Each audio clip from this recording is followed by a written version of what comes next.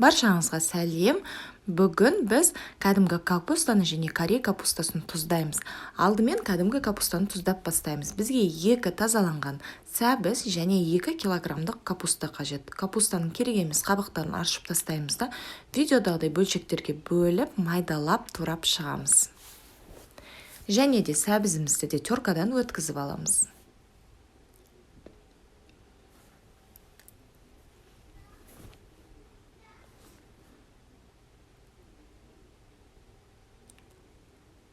Капуста мен сәбізді бір-біріне араластырып, қолымызбен кішкене мыжғылап жұмсартып шығамыз.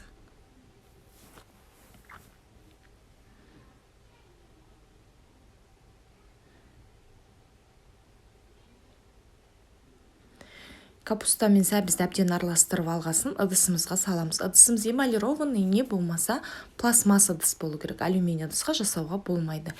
Енді 2 литрлік мұздай фильтрленген суға 4 ас қасығымызды саламыз. 2 килограммдық капустаға осы 2 литрлік су жеткілікті болады. Суды үстінен құйып шығамыз да, тағы да бір рет араластырып, ысқылап аламыз.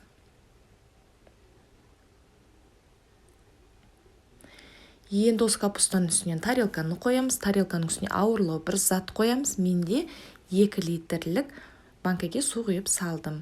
Сосын қақпағын жауып, жылы жерге 2-3 күнге қоямыз. Ал енді корей капустасын әзірлейміз. Корей капустасын тазалап, керек емес жерлерін жұлып алып тастағасын бөліктерге бөлеміз. Менде үлкен корей капустасы болғасын 6 бөлікке бөлдім. Кішірек болса 4 бөлікке бөлсеңіз жеткілікті болады. Енді капусталарымыз ыдысқа салып, 5 литрлік мұздай суға 10 ас қасық тұзды ерітіп, капустаның үстіне құйдым да үстін бастырып, жылы жерге 3 күнге қалдырдым. Енді 3 күн өткесін ғана 4-ші күні капусталарымызды ашып қараймыз. Бірінші корей капустасын көреміз. Корей капустасы жұмсарған, жақсы ашыған, қытырлақ болып тұр, дап-дайын. Енді капусталарымыздың суын кішкене ғана сығамыз, сықпасаңыз да болады. Себебі бізге капустаның суы ары қарай сақтауға қажет болады. Және рассолын төгуге асықпаңыздар. Рассолы керек болып қалуы мүмкін. Енді капусталарымызды алып, осылай ыдысқа саламыз да, ортасына аджика немесе цивили немесе кобра жағып шығамыз. Өзіңіздің талғамыңызға қарай. Ащы болсын десеңіз, қатты ащын қосасыз, ащы жақсы көрмесеңіз, тәттілеуін қосасыз. Менде кәдімгі чертополох.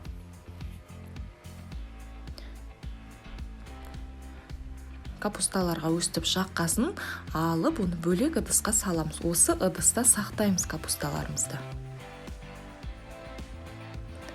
Осылайша барлық капусталардың ортасына салатымызды, цивилимізді жағып, ыдысымызға орналастырып шығамыз.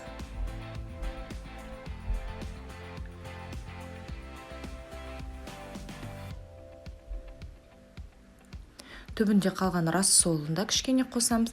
Маған артық рассолдың қажеті керек болған жоқ, себебі капустаның өзінің құрамындағы су және түбінде қалған рассолы ғана жетті. Осылай рассолында батып тұру керек. Осы күйінде салқын жерде сақтай бересіздер.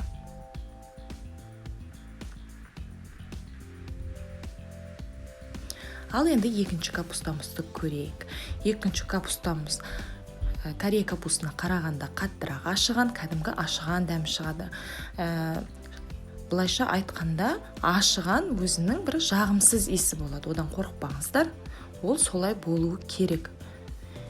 Енді капусталарымызды видеодағыдай суынан әбден сығып аламыз. Капусталарымыз қытырлақ болып тұрғанын сезесіз. Жақсылап құрамындағы суының бәрін ағызып, осылай бір ыдысқа барлығын жайғастырып шығамыз. Осы ыдыста тұрған күйінде кемінде 2 сағат салқын жерге қоясыздар. 2 сағатта бір арасында 3 рет, 4 рет осылайша арасын араластыру керек. Себебі арасынан өзінің ашыған дәмі шығып кетеді. Сонда капусталарыңыз қышқыл болмайды.